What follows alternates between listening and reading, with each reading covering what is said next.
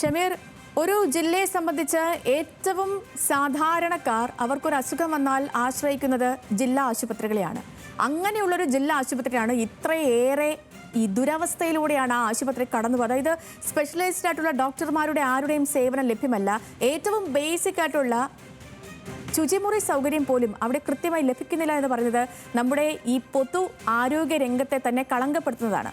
നിലവിലെ നമ്മുടെ അന്വേഷണത്തിൽ നിന്ന് എന്തൊക്കെയാണ് കണ്ടെത്താൻ കഴിഞ്ഞത്? സേതുലക്ഷ്മി, ഇതൊരു മെഡിക്കൽ കോളേജ് ആശുപത്രിയാണ്. ജില്ലാ ആശുപത്രി കൊല്ലത്തിന് മറ്റൊരു ആശുപത്രി ഉണ്ട്. പക്ഷേ ആ ജില്ലാ ആശുപത്രിയിലും ഉള്ള സൗകര്യങ്ങൾ പോലും ഈ മെഡിക്കൽ കോളേജ് ആശുപത്രി നൽകുന്നില്ല. 2006 ESA കോർപ്പറേഷൻ അവരുടെ ഈ ആശുപത്രി സംസ്ഥാന സർക്കാരിന് മെഡിക്കൽ കോളേജ് ആക്കാൻ വേണ്ടി നൽകുന്നത്. മതിയായ എല്ലാ കെട്ടിടങ്ങളും എല്ലാ എക്യുപ്മെൻസും ഉള്ളപ്പോൾ ഇതൊന്നും ഉപയോഗിക്കാതെയാണ് ഈ ആശുപത്രിയുടെ മുന്നോട്ട് പോക്ക്. അതായത് ദേശീയപാതയുടെ തൊട്ടടുത്തായി നിൽക്കുന്ന ഈ ആശുപത്രിയിൽ ഒരു അപകടമായി ഒരു പേഷ്യൻ്റ് വന്നാൽ, അല്ലെങ്കിൽ ഗുരുതരമായ ഒരു അപകടം നടന്നൊരു രോഗി അവിടെ എത്തിയാൽ പോലും തിരുവനന്തപുരം മെഡിക്കൽ കോളേജ് ആശുപത്രിയിലേക്ക് റഫർ ചെയ്യുന്നൊരു സാഹചര്യമാണ് ഈ മെഡിക്കൽ കോളേജിലുള്ളത്.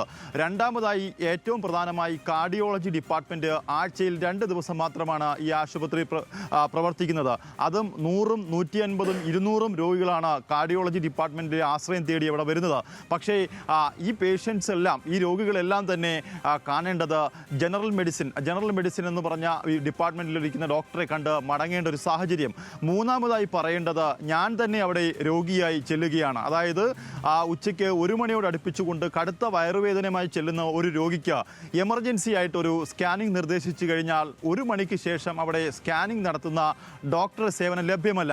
അതിന് പിന്നീട് അടുത്ത മാസം വരെ കാത്തിരിക്കണമെന്നാണ് ആ നേഴ്സ് ദൃശ്യങ്ങളിലൂടെ പറയുന്നത്. അതായത് കടുത്ത വയറുവേദനയുമായി രോഗി എത്തിയാൽ അടുത്ത 1 മാസം വരെ ആ രോഗം എന്താണെന്ന് അറിയാതെ കാത്തിരിക്കേണ്ട ഒരു സാഹചര്യം. അതായത് എമർജൻസി ഡിപ്പാർട്ട്മെൻറ്റിൽ നിന്ന് പറഞ്ഞയക്കുന്ന രോഗികൾക്ക് പോലും മതിയായ ചികിത്സ കൊടുക്കാൻ പാരിപ്പള്ളി മെഡിക്കൽ കോളേജ് പോലുള്ള ഇത്രയും അത്യാധുനിക സൗകര്യങ്ങളോടുകൂടിയ കെട്ടിടം ഉണ്ടായിട്ടും അത്യാധുനിക എക്യുപ്മെൻറ്റ്സ് ഉണ്ടായിട്ട് പോലും അവിടെ ആ ചികിത്സ നിഷേധിക്കുന്ന ഒരു സാഹചര്യം പാരിപ്പള്ളി മെഡിക്കൽ കോളേജിലുണ്ട്.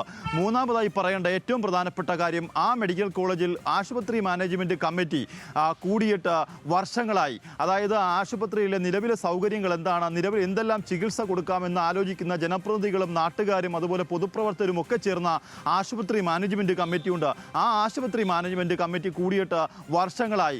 ഇത്തരത്തിലൊരു വലിയ മെഡിക്കൽ കോളേജ് ജില്ലയിൽ സ്ഥാപിച്ചിട്ട് സ്വകാര്യ മെഡിക്കൽ കോളേജ് ആശുപത്രികളെ സഹായിക്കാനുള്ള നിലപാടാണ് എന്ന് പോലും തോന്നിപ്പിക്കുന്ന വിധം ആണ് അവിടുത്തെ പ്രവർത്തനങ്ങൾ നടക്കുന്നത്. അതായത് ഏറ്റവും പ്രധാനപ്പെട്ട scanning, ultrasound scanning, CT scanning തുടങ്ങിയ സ്കാനിങ്ങുകളെല്ലാം തന്നെ മാസങ്ങളോളം കാത്തിരുന്ന് വേണം രോഗികൾ ഇത് ചെയ്യേണ്ടത്.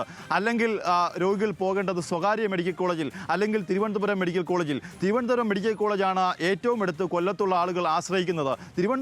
തിരുവനന്തപുരം മെഡിക്കൽ കോളേജിലെ ഈ തിരക്ക് ഒഴിവാക്കണമെങ്കിൽ കൊല്ലം മെഡിക്കൽ കോളേജിൻ്റെ സൗകര്യങ്ങൾ, അതുപോലെ ഡോക്ടർമാരുടെ സൗകര്യങ്ങൾ വർദ്ധിപ്പിക്കണമെന്ന് കാലാകാലങ്ങളായ ആളുകൾ പറയുന്നു, രോഗികൾ പറയുന്നുണ്ടെങ്കിൽ പോലും സാധാരണക്കാരായ രോഗികൾക്ക് ഇവിടെ ചികിത്സ കിട്ടുന്നില്ല. ഈ പറയുന്നത് പോലെ ഈ സാധാരണക്കാർക്ക് വേണ്ടി എന്നൊരു പ്രഖ്യാപനത്തോടു കൂടി മെഡിക്കൽ കോളേജുകൾ സ്ഥാപിക്കുക, അതിനുശേഷം ആ ആശുപത്രിയിൽ ചികിത്സയിൽ എത്തുന്നവർക്ക് അവർക്ക് മതിയായ സേവനം ലഭ്യമാകാത്ത സാഹചര്യം ഉണ്ടാവുക, ആശുപത്രിയിൽ നടക്കുന്ന കാര്യങ്ങൾ എന്തെന്ന് പോലും അധികൃതർ അറിയാതിരിക്കുക, അങ്ങനെ പൊതുജനങ്ങളെ പൂർണ്ണമായ രീതിയിൽ അവരെ ബുദ്ധിമുട്ടിക്കുന്ന തലത്തിലേക്ക് പൊതു ആരോഗ്യ രംഗം പോകുന്നു. ഇപ്പോൾ പാരിപ്പള്ളി മെഡിക്കൽ കോളേജിലെ ദുരന്ത സമാനമായ കാഴ്ചകളാണ് ഷമീർ അബ്ദുൾ പ്രേക്ഷകരിലേക്ക് എത്തിച്ചത്.